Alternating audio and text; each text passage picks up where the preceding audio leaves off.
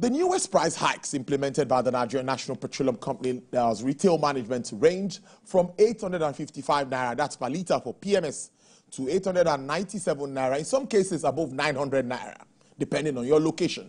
That's from the previous 568 naira to 617 naira that used to sell before now. The NNPCL, which imports the country's fuel and distributes it to private sellers, blamed the debt and rising global prices for its difficulty in getting fuel.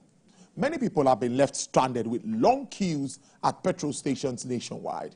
Commuters in Lagos, Abuja, Kano, and every other place have been lining up at bus stations, but there are few buses operating. Black market traders who buy fuel from petrol stations and sell it by the roadsides from jerry cans at inflated prices are doing a brisk trade across the country.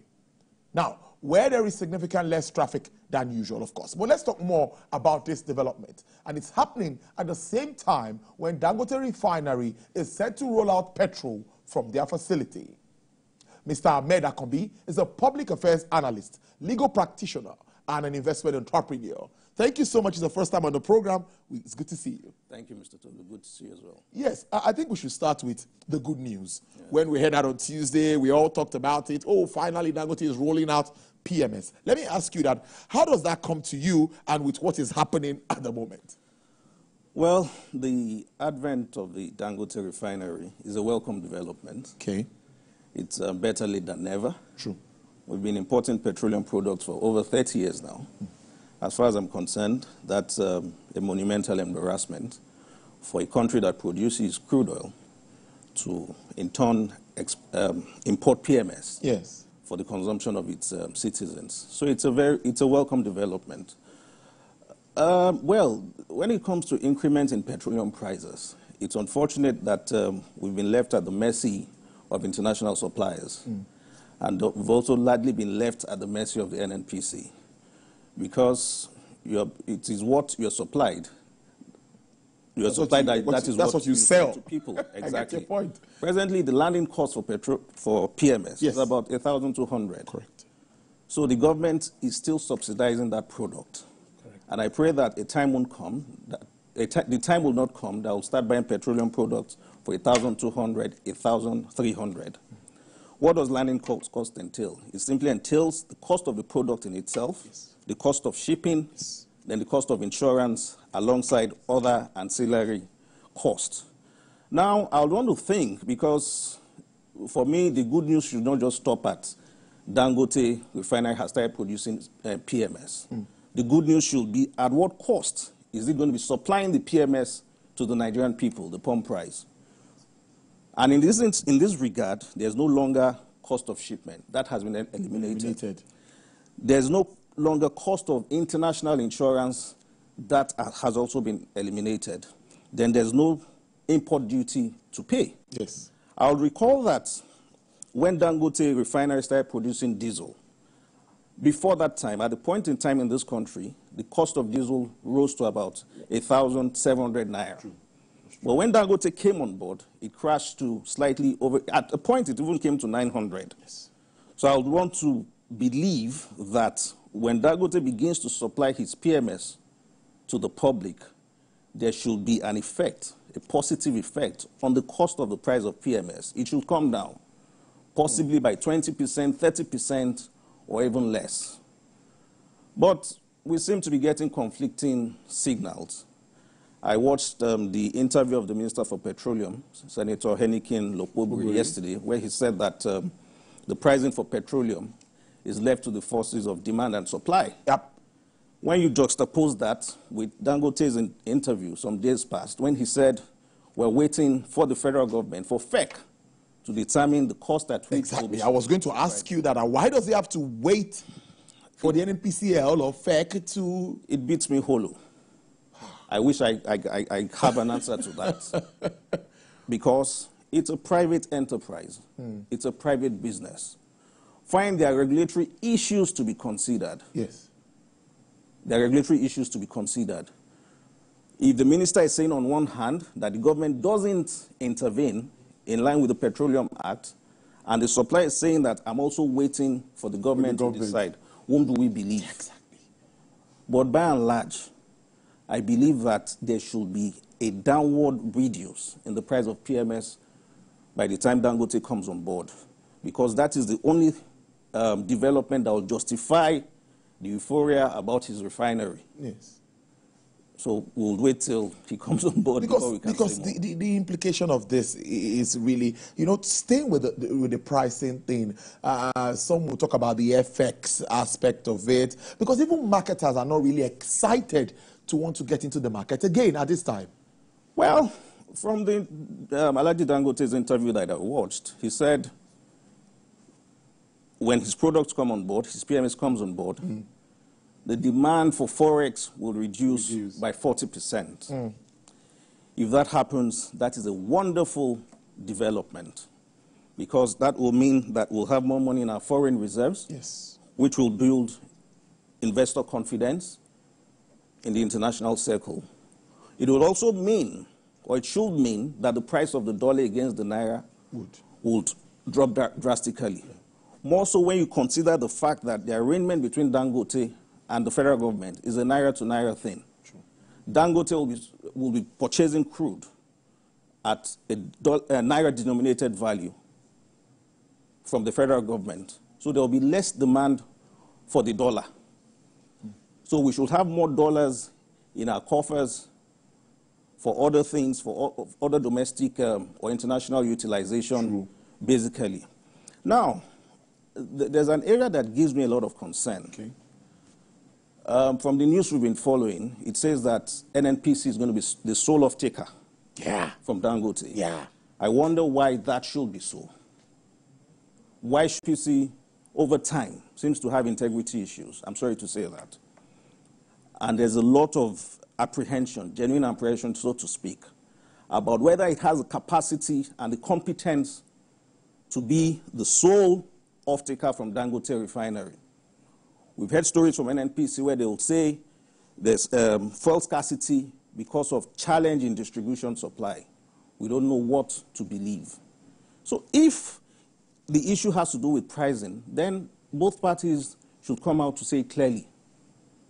Let's know what the facts are. Put your facts on the table so that at least the citizens are assured. I'm apprehensive of a situation. I'm apprehensive of monopolistic situations. True. Dangote Refinery should not even be the only refinery that we have. I was going there. That what do you think should be done about the government refineries? You know how much Port Harcourt Refinery, Kaduna Refinery, so that we don't go to sleep because this is happening. And that is why I've said NNPC seems to have integrity issues. We've been told times without number that Port Harcourt Refinery will open will come on stream in a particular month. Very correct. They've continued to shift the goalpost. Now we're being told September. And honestly, as a person, I'm praying seriously that September, they're able to meet up with that September date, because it is not even healthy for our national security for a single company to be in charge of the refinery of petroleum products that the whole country depends on. So I'm praying seriously, and I'm hoping seriously that the Port Harcourt Refinery can come up in good time. And also, I think the Kaduna Refinery, which is next in line, can also come up in good time. And the regulatory bodies should also encourage other private individuals to come up with their own refineries. Crude supply is also something here. Sorry, I didn't allow you land there. But crude supply, remember that was first we started with, and they've been saying, no, we've supplied the crude we can supply. Oh, we are buying crude from foreign international dealers and all of that. So many say that we also need to ramp up production. If we have doing 2 million or we're doing 2.2 million, we'll be able to distribute as much as possible. What do you make of that? That is non-negotiable, because I'm aware that the NNPC had committed itself to setting forward contracts in terms of its international business engagements with its crude oil business partners. The way to go, you rightly pointed out, is to ramp up production, ensure that there's security in place, reduce oil theft, encourage more of the majors to increase their production capacity. If we have more crude oil, that means we have more in our coffers that we can dispense to local refineries, yes. Basically. So the way to go is we must just find a way of ramping up production. If we are not able to do that, we'll definitely be in trouble, in problem. Ensure that there's adequate security in the Niger Delta region. Try as much as possible to reduce oil theft.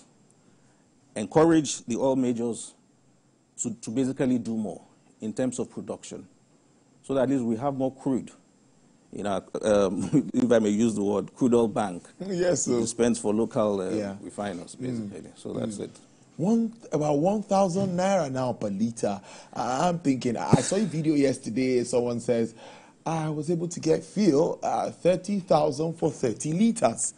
That's really scary. I'm looking at how this also considers the purchasing power of Nigerians at this very critical time. I don't know how that comes to you, Mr. Akombi. Honestly, it's scary because in this country, the price of petrol drives the price of all commodities. It's extremely scary. Sorry, allow me to interject again. Okay. We all agreed, or everyone talked about the removal of subsidy. Well, I wouldn't know if the removal of subsidy has been able to justify its purpose. Yep. Because, fine, there's more money going into government coffers. But where those funds are going to, particularly for the state governors, are those funds being utilized for the benefit of the masses? Fine, at the federal level, you'll see a lot of projects coming up. But for most states, even down to local government funds, I'm sorry to say those funds, it seems, it appears as if those funds are being diverted. Of course, the concentration is on the federal government because they're the big masquerade at the top. Yeah. But if you're taking corrupt funds from a particular segment of the society and you're diverting it elsewhere, it is the responsibility of government to ensure that those funds are being properly utilized for the benefit of the populace. If not, rather than some set of individuals putting the money in their pockets, then subsidize the corruption. Let's enjoy low fuel prices. Let the citizens enjoy low fuel prices, rather than for those funds going into selected pockets. And that has always been my view, so to speak. Buying fuel at 1,000 naira, it's scary. Jeez. People are going through a lot of pains. Jeez. Nobody disputes that. If it gets to it, God forbid that we have to buy at 1,002 or 1,003. I can't begin to imagine. I cannot begin to, God forbid. And that's my prayer, that all the refineries should come on board as quickly as possible, because there has to be a reduction in the prices. And it has to be very quick. And it has to be very quick. Let me just add another point. Go ahead, please. We should try and move away from a monopolistic mindset. This heavy reliance on fossil fuel. Energy transition. Energy transition. It is gladdening to note that the government seems to be doing a lot in terms of the introduction of CNG. And if I were in a position to advise, they need to double their efforts around that. For instance, in Lagos State, I believe that by now, all BRT buses should be run on CNG, not on fossil fuel. And I would want the federal government to partner with the Lagos State government to ensure that public-funded transportation is powered by CNG. Abuja is a civil service town. Civil servants, particularly junior civil servants, in terms of the income they earn, it can't take them home. Yeah. Because you have people who live in Maraba, people living in Kefi, coming to work in Abuja, and minimum wage is 70,000. Except the man is stealing money somewhere. There's no way. No way he can manage up. He can manage up, because that money won't take him in terms of transport. Yes. I believe, and I strongly advise, that the Minister of the SCT should be talking to the Lagos State government. Abuja should have a well-defined public transport system with CNG-powered buses. When you introduce CNG, the cost comes down. Civil servants can get to work without having to sweat through or pay through their nose. And other state governors can now key into this arrangement. I'm aware that Abuja used to have Abuja Urban transit, but it has more or less become moribund. They should come and speak to the people in Lagos.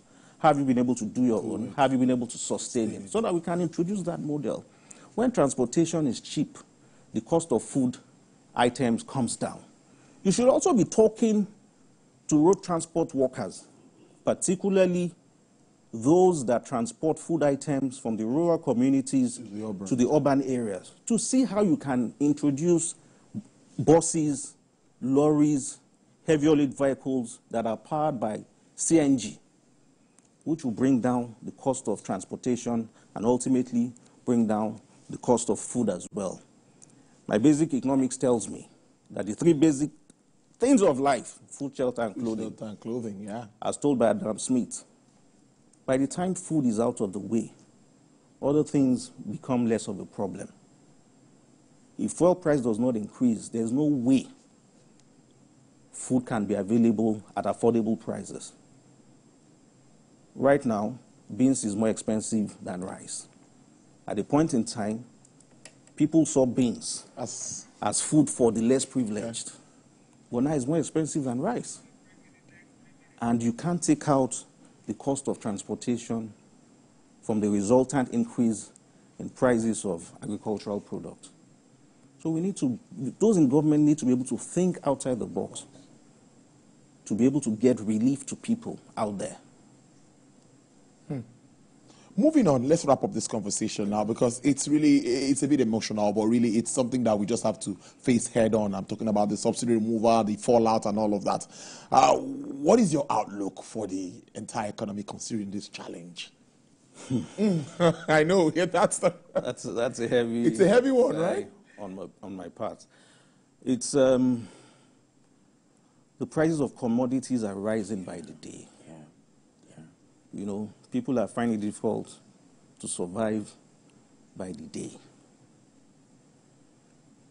You know, it's difficult for them to even afford a meal per day. And the landing cost and the former price charged by the NNPCL had been reduced. Well, let's continue this conversation and look at the angle, how it affects the businesses and the economy at large. Dr. Chijioke Ikechukwu is the Managing Director of Dignity Finance and Investment Limited. He joins me via Zoom live from Abuja. Good afternoon, Dr. Ikechukwu, and thank you for your time. Good afternoon, Tolu. It's my pleasure. Okay, just like I said in my introduction, like likes of the LCCI, NASIMA, MAN, ACCI, everyone is talking about the implication or the